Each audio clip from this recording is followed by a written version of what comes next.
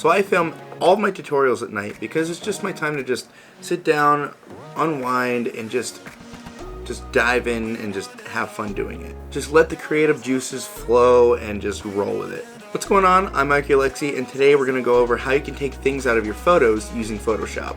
So when I first started photography, I really wanted to know, how do people manipulate their photos, like take things out of their photos when they see something that they don't really want in there. For example, let's say that you are hiking and you have a couple people that are on the trail and you don't really remember them being there, and you're like, oh, well, they're really distracting and I have no idea why I even took the shot because I didn't want anybody there, but there's people there, so what do I do now?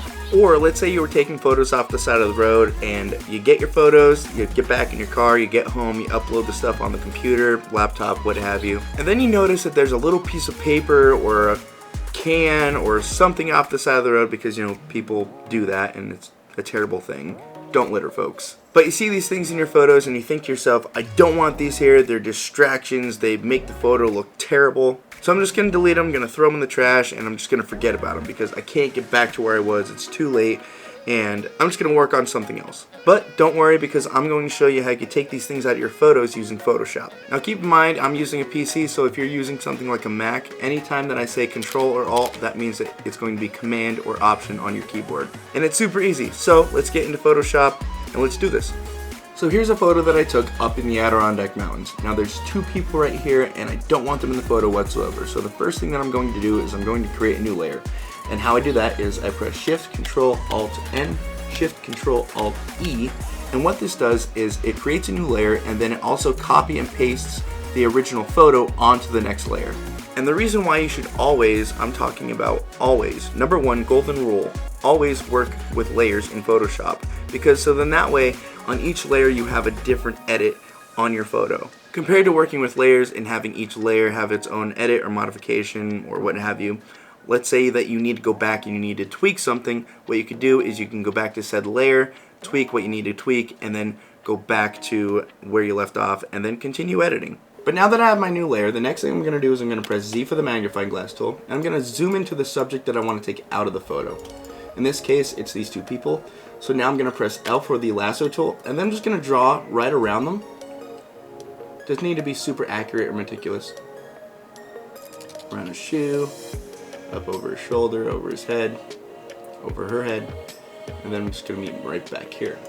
And now these things that are going to appear, they're called marching ants. You're going to press Shift, F5, make sure that content is content aware, color adaptation, mode normal, opacity 100%, click OK, and then bam, gone.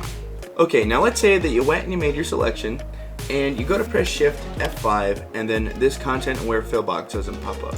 Well, what you can do is you can click on edit and then content aware fill. And then what's going to happen is this big green box is going to pop up. And what this big green box is basically a masked or selected area that Photoshop's AI is going to scan, and then it's going to pick a certain part of that green box or green area, what have you, and it's going to pick what it thinks that is going to fit best for your selection. So let's say that there's a certain part of the green box or green area on your photo that doesn't fit for what is going to fit in your selection. So what you can do is you can click on the brush tool up here, and then you can take away what you think that is not going to fit well there. Or you can hold Alt and then you can add. In this case, this bush is not going to work well in my selected area, and then you click OK, and then boom, gone.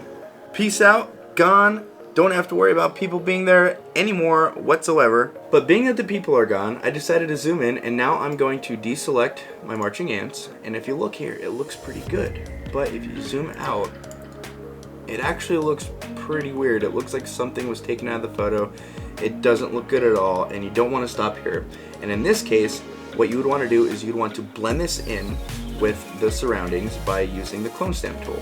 And how you do this is you press S on your keyboard, and then I'm going to zoom in a little bit, and then I'm going to bring up my clone stamp tool, and then I'm going to make this decently big, and then you're going to bring up the target by holding Alt, and then you're going to pick a certain part of the image that would blend well with the weird area, Click that, and then you're going to bring it in like this.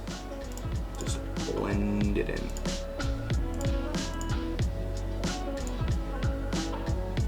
Zoom out, check again.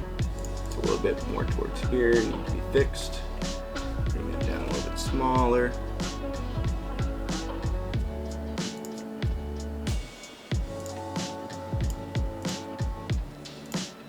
Now I'm going to fix a little bit of the cliff edge. Zoom in a little bit.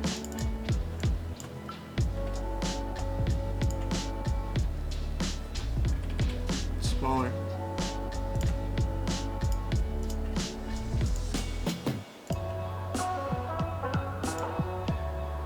And we'll zoom out.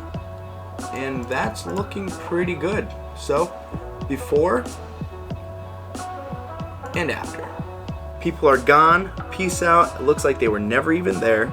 And you could do this with anything in any of your photos. Now keep in mind, this could be very tedious. Sometimes it takes a while, sometimes it doesn't. But if it does, just remember to take your time and just blend things in the best that you can. But that's it for me today, folks. Remember to get out there, keep shooting, and just explore. I'll catch y'all in the next video. Oh, and one more thing, if you haven't yet, you should subscribe. I mean, do people even really like it anymore when people finish their videos off with like, comment, subscribe to my channel? I mean, really? Who knows? But anyway, I'll catch y'all in the next video. Peace.